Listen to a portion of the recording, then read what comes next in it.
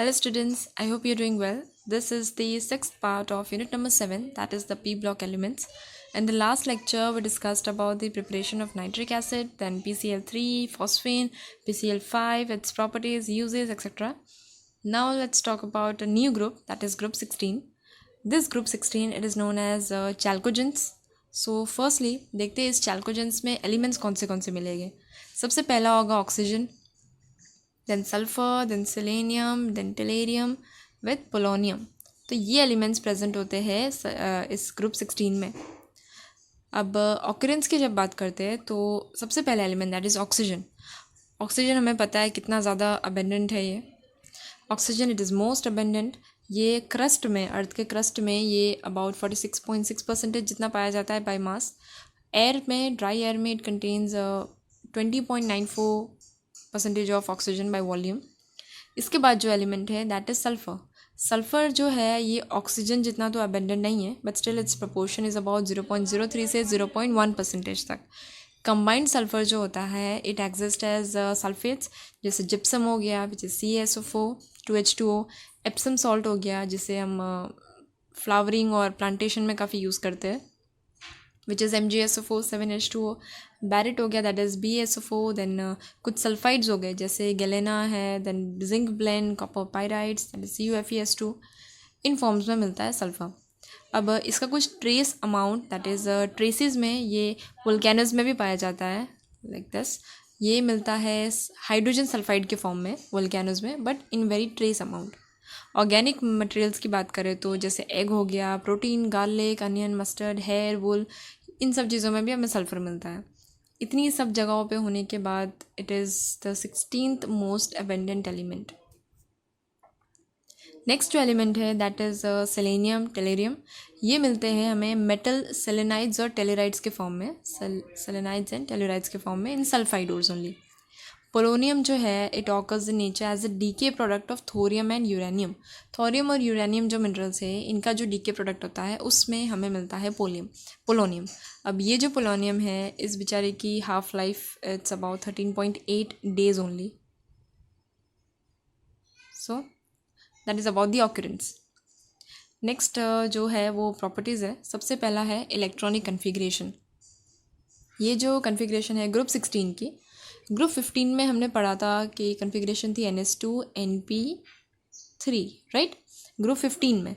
But क्योंकि ये group अगला ग्रुप है दैट इज़ ग्रुप 16, यहाँ पे कन्फिग्रेशन क्या हो जाएगी NS2NP4. This is the general electronic configuration for group 16. तो इसके वैलेंस शेल में कितने इलेक्ट्रॉन्स हो गए? टोटल 6 इलेक्ट्रॉन राइट, 4 और ये 2 इलेक्ट्रॉन्स S के. This is the general configuration. अब नेक्स्ट है atomic and ionic radii. From top to bottom जब हम ग्रुप में मूव करते हैं तो आयनिक रेडियाई, एटॉमिक रेडियाई ये इंक्रीज़ करता है राइट. क्यों ऐसा? बिकॉज नए शेल्स ऐड हो रहे हैं. जितने नए शेल्स ऐड होते हैं उतना ज़्यादा साइज़ बढ़ता है. बट ऑक्सीजन जो ठहरा that is the first element, इसका जो साइज़ है that is exceptionally small. Next जो है दैट इज़ आयनाइजेशन एंथैल्पी. ये जो है it will decrease down the group. क्यों? बिकॉज साइज़ बढ़ रहा है. साइज़ क्यों बढ़ रहा है? शेल्स की वजह से right. So going down the group ionisation enthalpy will decrease. अब इस आयनाइजेशन एंथैल्पी को जब हम दो ग्रुप्स में कंपेयर करते हैं दैट इज़ एक है ग्रुप 16 और दूसरा है ग्रुप 15. जब इस ग्रुप 16 के आयनाइजेशन एंथैल्पी को हम ग्रुप 15 की एनर्जी से कंपेयर करते हैं तो यहाँ पे ग्रुप 15 में कन्फिग्रेशन क्या था? Configuration was NS2NP3 right. और ग्रुप 16 का कन्फिग्रेशन क्या है? NS2NP4. अब इस ग्रुप 15 में यहाँ पे P3 था राइट. सो इस तिगड़े की वजह से क्या होता है? ज़्यादा स्टेबिलिटी मिलती है. अब क्योंकि ये हाफ फिल्ड है इसके लिए ज़्यादा स्टेबल होगा. हाफ फिल्ड और completely filled they are more stable right. ऐसी कन्फिग्रेशन जो है वो ज़्यादा स्टेबिलिटी प्रोवाइड करेगी. तो यहाँ पे ये ज़्यादा स्टेबल है. अब इस स्टेबल फैमिली से, इस इतने अच्छे परिवार को जो ये सेटल करके बैठा है, यहाँ से अगर आपको एक इलेक्ट्रॉन निकालना है तो थोड़ी मुश्किल तो होगी क्योंकि ये कम्प्लीटली स्टेबल है, खुशी खुशी संसार जी रहा है. लेकिन ग्रुप 16 में दैट इज़ NS2NP4 यहाँ पे ऐसा कुछ नहीं है कि ये हाफ फिल्ड हो या फुल फिल्ड हो. ये तो बीच का है, मतलब हाफ फिल्ड भी नहीं, फुल फिल्ड भी नहीं. It is NS2NP4. तो ये उतना स्टेबल नहीं है जितना ग्रुप 15 का फैमिली है. इसकी वजह से क्या होता है कि यहाँ पे जब आप आयनाइजेशन एंथैल्पी मतलब जो इलेक्ट्रॉन को निकालने की एनर्जी है वो थोड़ी कम रहेगी तो चल जाता है एज़ कम्पेयर टू ग्रुप 15, क्योंकि ग्रुप 15 में तो ज़्यादा चाहिए. So group 16 it has lower ionisation enthalpy values compare to group 15. Group 15 के कंपैरिजन में ग्रुप 16 की वैल्यूज़ क्या है, कम है. किसकी, आयनाइजेशन एंथैल्पी की. क्यों, due to extra stable half filled p orbitals electronic configuration of group 15 elements. Next is electron gain enthalpy. अब क्योंकि ऑक्सीजन का जो कॉम्पैक्ट साइज़ है, इसका जो घर बहुत छोटा है ऑक्सीजन का, it has less negative electron gain enthalpy then sulphur. अब इसका घर छोटा है, मतलब दूसरा जो कोई भी इलेक्ट्रॉन आएगा यहाँ पे जिसको ये गेन करेगा, अब ऑलरेडी इलेक्ट्रॉन में यहाँ पे प्रॉब्लम्स हो रही है, कंजेस्टेड है, जैसे जैसे रह रहे हैं लोग. अब एक और इलेक्ट्रॉन आएगा तो और ज़्यादा रिपल्जन हो जाएगा क्योंकि घर तो छोटा है. So it has less negative electron gain enthalpy then sulphur onwards ये value it becomes less negative जैसे जैसे आप पोलोनियम की तरफ जाते हैं.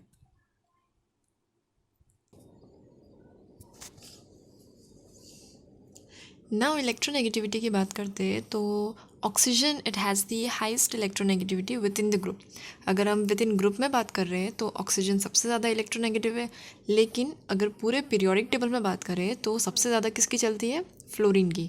Okay, it is the most electronegative in the periodic table.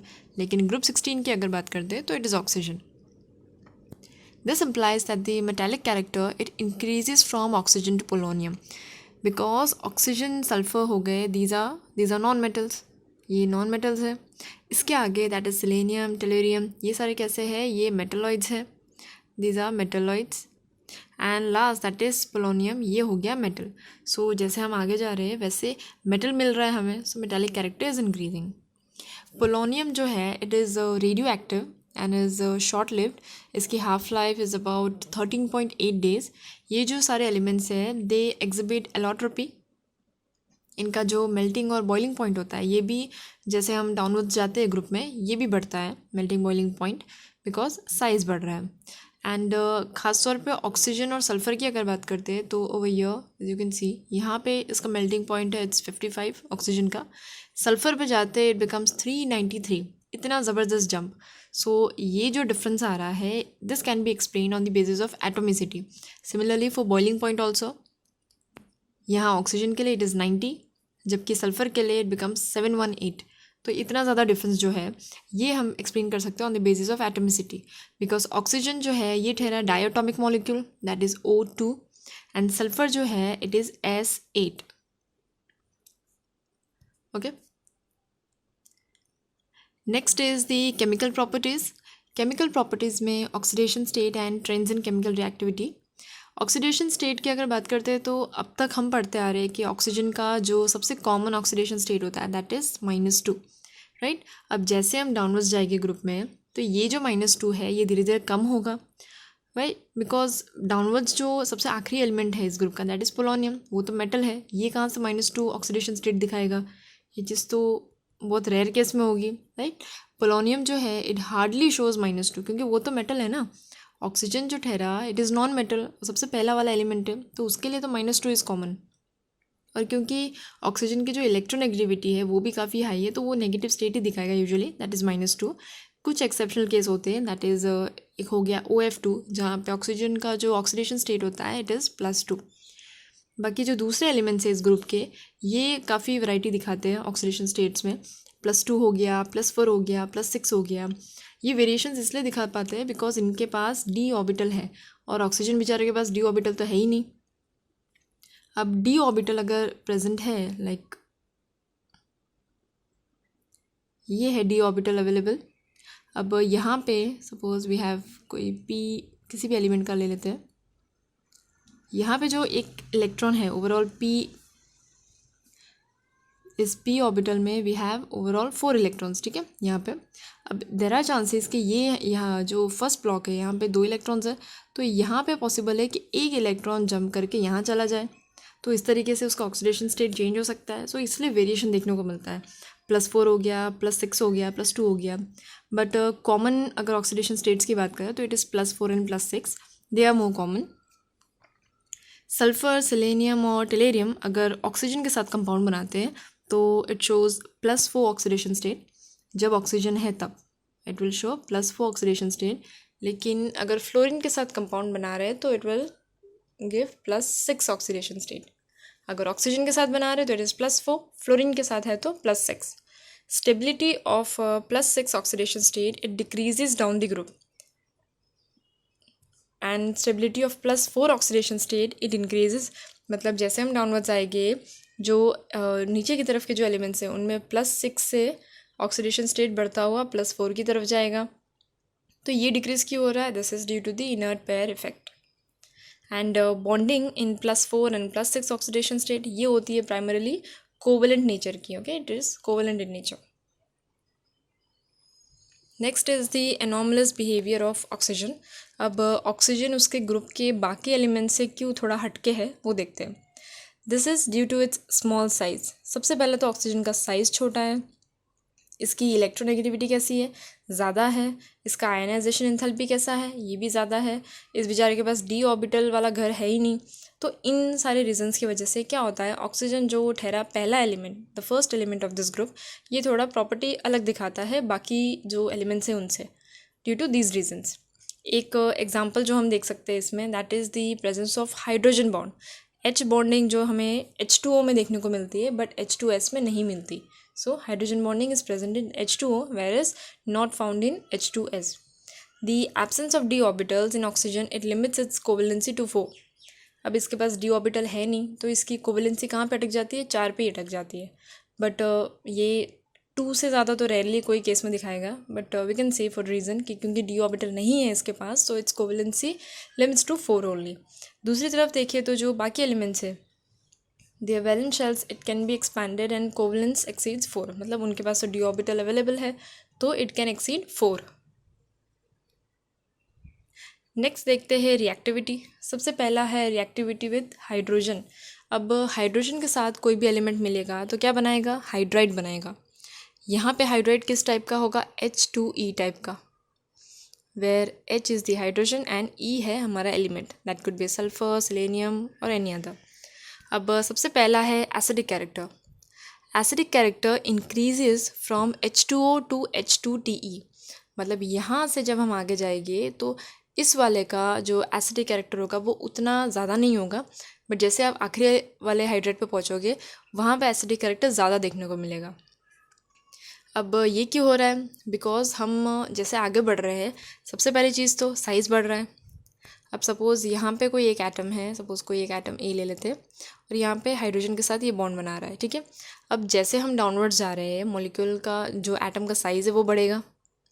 अब क्योंकि साइज़ बढ़ेगा तो क्या होगा, इनके बीच का एक जो डिस्टेंस है वो भी तो बढ़ेगा। सपोज़ अभी इसका साइज़ इतना है तो इनके बीच में ये डिस्टेंस भी बढ़ जाएगा। ये डिस्टेंस बढ़ेगा मतलब क्या है, बॉन्ड लेंथ लंबा होगा और बॉन्ड लेंथ और बढ़ेगा, इट विल इंक्रीज़।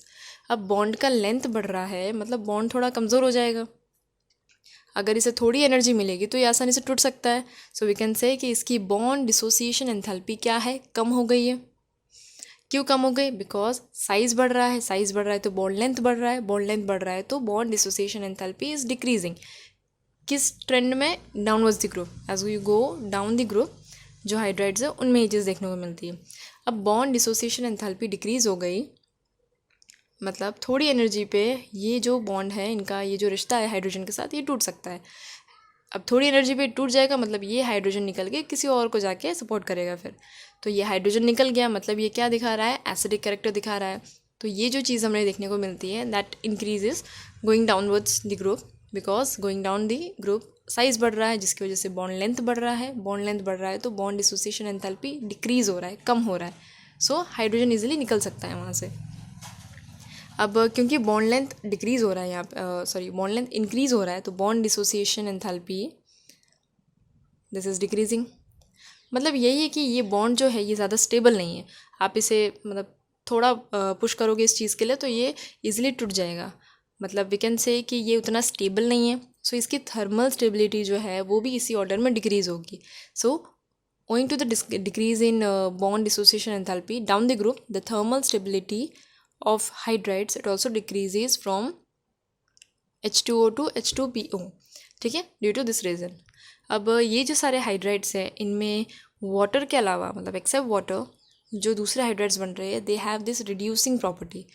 ये रिड्यूसिंग प्रॉपर्टी होती है इनके पास, और ये जो कैरेक्टर होता है इट इंक्रीजेज फ्रॉम H2S से जैसे हम आगे की तरफ जाएंगे ये प्रॉपर्टी बढ़ती जाएगी।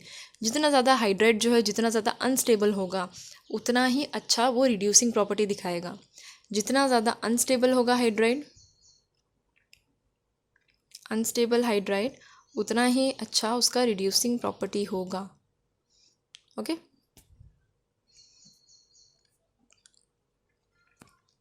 Next is the reactivity with oxygen. Oxygen के साथ ये बनाते हैं ऑक्साइड्स, डाइऑक्साइड हो गया, ट्राईऑक्साइड हो गया, अब ओजोन हो गया, सल्फर डाइऑक्साइड हो गया, ये सारे कैसे होते हैं, they are gases in nature. But selenium dioxide हो गया दैट इज़ SeO2, ये होता है सॉलिड नेचर में। इनकी जो रिड्यूसिंग प्रॉपर्टी है डाइऑक्साइड की ये बढ़ती है, इट डिक्रीजेज SO2 से TeO2 की तरफ, जहाँ पे SO2 जो है ये एक अच्छा रिड्यूसिंग एजेंट माना जाएगा, जबकि टेलेरियम ऑक्साइड जो है डाइऑक्साइड वो एक अच्छा ऑक्सीडाइजिंग एजेंट होगा बिकॉज वो नीचे की तरफ का ऑक्साइड है। Besides EO2 type, sulphur, selenium and tellurium they also form EO3 type. और ये जो दोनों टाइप्स है they both are acidic in nature, इनका नेचर होता है एसिडिक। Next is the reactivity towards halogens. Halogens के टूवर्ड्स कैसे रिएक्ट करते हैं, तो हेलोजन के साथ रिएक्ट करने पे ये क्या बनाएंगे, हलाइड्स बनाएंगे। ओके सो ये किस तरह के हलाइड्स बनाते हैं, it forms hexa halide, tetra halide and di halide. और इनकी जो स्टेबिलिटी होती है उसका ऑर्डर ये है, it decreases in the order of fluorine, chlorine, bromine then iodine. तो जैसे जैसे हम फ्लोरीन से आयोडीन की तरफ जाएंगे क्या होगा, स्टेबिलिटी डिक्रीज हो रहा है इनका। अगर हेक्सा हलाइड्स की बात करें, hexa halide that is this EX6, ठीक है। हेक्सा हलाइड्स में अगर बात करते हैं तो हेक्सा फ्लोराइड जो है, ये हेक्सा फ्लोराइड जो कि गैसियस होता है नेचर में, ऑक्टाहेड्रल होता है स्ट्रक्चर, और यही एक ऐसा है हेक्सा फ्लोराइड्स में, हेक्सा हलाइड्स में जो सबसे ज़्यादा स्टेबल हलाइड होता है। ठीक है, सो हेक्सा हलाइड्स में हेक्सा फ्लोराइड इकलौता ऐसा है जो सबसे ज़्यादा स्टेबल होता है। Sulphur hexa fluoride that is SF6, ये कुछ ज़्यादा ही ज़बरदस्त स्टेबल है। Why, because of steric reasons. यहाँ पे you can see the structure. अब यहाँ पे हम देख सकते हैं कि जो सल्फ़र एटम है it is surrounded by 6 fluorines. ठीक है, तो इतनी ज़बरदस्त सिक्योरिटी मिल रही है तो कौन इस पे आके अटैक कर पाएगा आसानी से। सो ये जो है ये इजीली उतने अच्छे से रिएक्शन नहीं दिखाता, मतलब इसे थोड़ा टाइम लगता है। क्यों, बिकॉज ऑफ स्टेरिक रीजन्स। ये उतना ज़्यादा स्टेबल है, इसके स्ट्रक्चर को ही देख के पता चल रहा है। ये इजीली कोई भी चीज़ आके सल्फ़र के ऊपर डायरेक्टली अटैक नहीं कर पाएगी। So this is the reason. अब अमॉन्ग्स टेट्राफ्लोराइड्स की अगर बात करते हैं that is SFO that is gas in nature, then SeFO जो कि लिक्विड है, TeFO जो कि सॉलिड है। इन सब का हाइब्रिडाइजेशन कैसा होता है, sp3d, they have sp3d hybridisation. और इनका स्ट्रक्चर क्या होगा, trigonal bipyramidal structure. Trigonal bipyramidal structure के लिए यहाँ पे दिस ज्योमेट्री। अब इसमें सबसे पहले तो ये जो बॉन्ड है this one and this one, ये बॉन्ड्स कैसे है, दे आर इक्विटेरियल बॉन्ड्स। क्यों, बिकॉज ये इक्वेटर पे है। बाकी के जो दो बॉन्ड्स हैं that is this one and this one, ये जो दो बॉन्ड्स है ये होते हैं एक्सियल इन नेचर। क्यों, क्योंकि ये एक्सियल है। सो एक्सियल बॉन्ड्स हो गए and these 3 are equatorial bond. अब यहाँ पे अगर हम इसी स्ट्रक्चर में बात करें सल्फ़र के किसी कंपाउंड की, तो इस इक्वेटोरियल पोजीशन पे जो यहाँ का एक बॉन्ड है, सपोज इसकी बात करते हैं, तो यहाँ पे आ जाता है एक लोन पेयर आ जाएगा इक्वेटोरियल पोजीशन पे। तो इसकी ज्योमेट्री क्या हो जाएगी, इसकी ज्योमेट्री हो जाएगी seesaw geometry, something like this. ठीक है, या तो आप इसे ऐसा भी गिन सकते हैं। क्यों ऐसा, बिकॉज इक्वेटोरियल पोजीशन पे एक लोन पेयर आ गया। अब हमें पता है जब ज्योमेट्री हम देखते हैं तो लोन पेयर को हम काउंट नहीं करते, तो लोन पेयर अगर हटा दिया जाए तो ये सीसॉ टाइप ज्योमेट्री देगा। सारे एलिमेंट्स जो है एक्सेप्ट सेलेनियम ये डाइक्लोराइड्स और डाइब्रोमाइड्स फॉर्म करते हैं। डाइक्लोराइड और डाइब्रोमाइड्स बनाएंगे बाय sp3 हाइब्रिडाइजेशन। अब sp3 हाइब्रिडाइजेशन है मतलब स्ट्रक्चर कैसा होगा, tetrahedral structure. The well known monohalides they are dimeric in nature, वो डाइमेरिक होते हैं। जैसे एग्जांपल ले लो S2F2, then S2Cl2, S2Br2, Se2Cl2, Se2Br2। ये जो डाइमेरिक हलाइड्स होते हैं दे अंडरगो डिसप्रोपोर्शनेशन। ठीक है, डिसप्रोपोर्शनेशन मतलब एक ही चीज़ अलग अलग प्रोपोर्शन में डिवाइड हो रही है। जैसे अगर सपोज हम इस कंपाउंड की बात करें तो इसी कंपाउंड में इसका ऑक्सीडेशन भी होगा, रिडक्शन भी होगा। तो तो दोनों तरफ जो ऑक्सीडेशन स्टेट्स हो गए वो अलग अलग हो गए. सो डाइमेरिक हलाइड्स जो हमने एग्जांपल्स देखे ये दीज दे शो और I can say they undergo disproportionation reaction. Next है डाईऑक्सीजन. ये बनता कैसे है लैब में, अगर हमें डाईऑक्सीजन O2 को हमें प्रिपेयर करना है लैब में. सो इसके कुछ मेथड्स है. सबसे पहला जो प्रिपरेशन है that is by heating oxygen containing salts, जैसे क्लोरेट्स हो गया, नाइट्रेट्स हो गया, परमैंगनेट्स हो गया. जैसे यहाँ पे वी हैव पोटेशियम क्लोरेट. अब इसे जब हीट किया जाता है मैंगनीज डाइऑक्साइड के साथ, जो कि एक कैटलिस्ट के तौर पे काम करता है, इसकी प्रेजेंस में क्या होगा, KCl बनेगा और ऑक्सीजन गैस हमें मिलेगी. Okay, this is the reaction. MnO2 की प्रेजेंस में जब इसे हीट किया जाए तो हमें ऑक्सीजन मिलेगा. अब दूसरा जो मेथड है that is by thermal decomposition of oxides of metals. यहाँ पे वी कैन सी कि by the thermal decomposition of oxides of metals low in electrochemical series. जो इलेक्ट्रोकेमिकल सीरीज़ में जो मेटल्स लो है, इनके ऑक्साइड्स की बात हो रही है यहाँ पे, जो लो है इलेक्ट्रोकेमिकल सीरीज़ में, बट कुछ higher oxides of some metals, जैसे दिस इक्वेशन एग्जांपल देखते हैं. सिल्वर है, मर्क्यूरी है, Pb3O4 देन PbO2. इन सब के थर्मल डिकम्पोजिशन से क्या होगा, जैसे सपोज़ यहाँ की बात करें तो Ag2O, जब इसे थर्मल डिकम्पोज करेंगे with some great amount of heat तो क्या होगा, Ag सेपरेट आउट हो जाएगा और क्या मिलेगा, ऑक्सीजन गैस फॉर्म में मिलेगा. सो this is the thermal decomposition of oxide. दूसरा जो है that is hydrogen peroxide, that is H2O2. ये जो है ये बहुत रेडिली डिकम्पोज करता है into water and dioxygen by finely divided metal and manganese dioxide as catalyst. यहाँ पे भी MnO2 और फाइनली डिवाइडेड मेटल्स ये कैटलिस्ट का काम करते हैं. कैटलिस्ट क्या करेगा, रेट ऑफ रिएक्शन और अच्छे से बढ़ाएगा.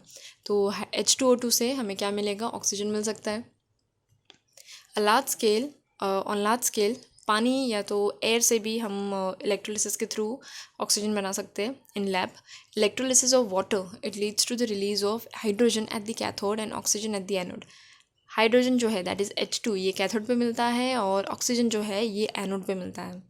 Industrially dioxygen is obtain from air by first removing carbon dioxide. सबसे पहले एयर में से कार्बन डाइऑक्साइड निकाला जाता है, उसके अलावा जो वाटर वेपर्स है और फिर जो रिमेनिंग गैसेस होते हैं उनको लिक्विफाई करके फिर उन्हें डिस्टिल आउट किया जाता है, जो डाई नाइट्रोजन और डाई ऑक्सीजन देता है. So with this it can be prepared.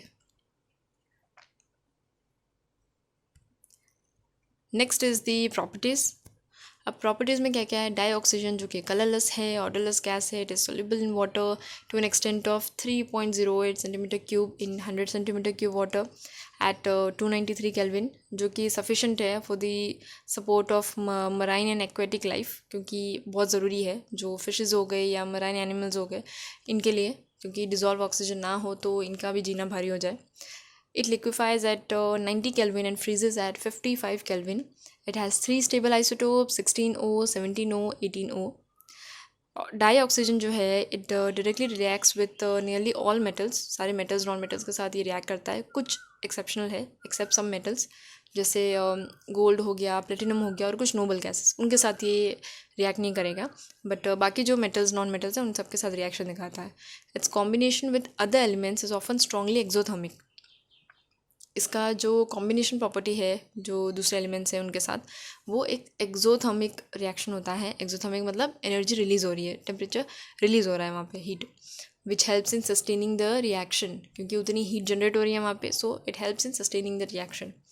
However, to initiate the reaction, some external heat is required as bond dissociation enthalpy of oxygen-oxygen double bond is high. अब क्योंकि ये exothermic है, इसका मतलब ये नहीं है कि हीट देनी ही नहीं पड़ती, थोड़ी ऑप्टिमम हीट तो चाहिए so that the reaction starts. Reaction को इनिशिएट करने के लिए कुछ एक्सटर्नल हीटिंग तो ज़रूरी है, बिकॉज जो O2 बॉन्ड है, ओ डबल बॉन्ड O वाला जो बॉन्ड है, इनकी जो बॉन्ड डिसोसिएशन एंथैल्पी है वो भी हाई है. तो ऐसा तो है नहीं कि लगाया और तुरंत रिएक्शन हो जाएगा, थोड़ा टेम्परेचर, थोड़ी हीट चाहिए होती है इसे, सो दैट रिएक्शन इनिशिएट हो सके. Molecular oxygen, that is O2, is unique in being paramagnetic. Yes, O2 that is इसमें टोटल इलेक्ट्रॉन्स कितने हो गए पूरे O2 में, according to that MOT theory जो आपने 11th स्टैंडर्ड में पढ़ी होगी, molecular orbital theory. Total number of electron 16 है, which is even number, but उसके बावजूद ये पैरामैग्नेटिक है.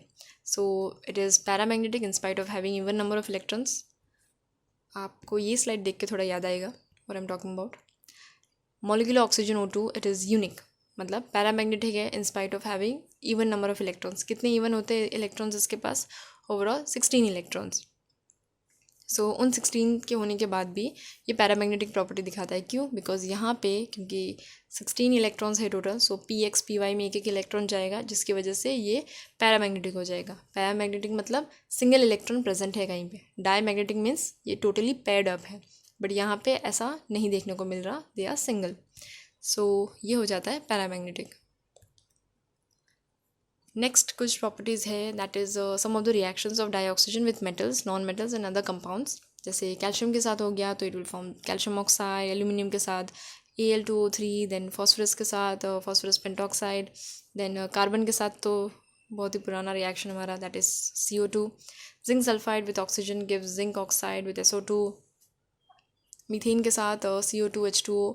देन कुछ कंपाउंड्स ऐसे हैं जो कैटेलिटिकली ऑक्सीडाइज होते हैं, जिनमें कैटलिस्ट की ज़रूरत पड़ती है. जैसे SO2 और ऑक्सीजन का रिएक्शन हो गया, we need vanadium pentoxide, that is V2O5. दूसरा जो रिएक्शन है दैट इज़ ऑफ HCl जब ऑक्सीजन के साथ रिएक्ट करेगा in the presence of Cu2Cl2, तो Cl2 एंड H2O आदि products. Now its uses. In addition to the normal respiration, जो रेस्पिरेशन के लिए हम यूज़ करते हैं, लिविंग लाइफ्स के लिए ज़रूरी है. इन एडिशन टू दैट, और कंबशन हो गया, जो हम बचपन में आप लोगों ने पढ़ा होगा, दैट प्रैक्टिकल या थियोरी में, कि दैट कैंडल वाला एक्सपेरिमेंट, कि इस पे ग्लास रखो तो कैंडल जो है वो लाइट नहीं करती, वो बंद हो जाती थी, because oxygen is necessary for combustion. जलने के लिए ऑक्सीजन की बहुत ज़्यादा ज़रूरत होती है, अगर वो नहीं है तो वो उतना नहीं हो पाएगा. So oxygen is necessary for combustion, respiration. उसके अलावा क्या यूजेस है? इट इज़ यूज्ड इन ऑक्सीएसिटाइलिन, जो वेल्डिंग करते हैं, वेल्डिंग के लिए जो ज़रूरी पड़ता है, दैट इज़ ऑक्सीएसिटाइलिन. फिर कुछ मेटल्स के मैन्युफैक्चरिंग के लिए, मेटल्स को बनाने के लिए, जैसे स्टील हो गया एक कॉमन एग्जांपल स्टील का. Then oxygen cylinders, they are used in hospitals. जब आर्टिफिशियली ऑक्सीजन देना हो तब ऑक्सीजन सिलेंडर्स की ज़रूरत पड़ती है. देन जो माउंटेनियरिंग कर रहे होते हैं, जो हाई एल्टीट्यूड्स पे होते हैं, इवन जो डाइवर्स होते हैं, जो सी के डीप में जाते हैं कुछ रिसर्च या कुछ काम के लिए, सो उसमें भी ऑक्सीजन की ज़रूरत पड़ती है, because deep down in the sea आपको वहाँ पे भी ऑक्सीजन चाहिए होता है. सो इन सब चीज़ों में ऑक्सीजन सिलेंडर्स का काफ़ी यूज़ होता है. द कंबशन ऑफ फ्यूल्स के कंबशन में, जैसे हाइड्रोजन हो गया in liquid oxygen, it provides tremendous thrust in rocket, तो रॉकेट्स के फ्यूल्स में काम लगता है ये. सो this is about the uses of oxygen.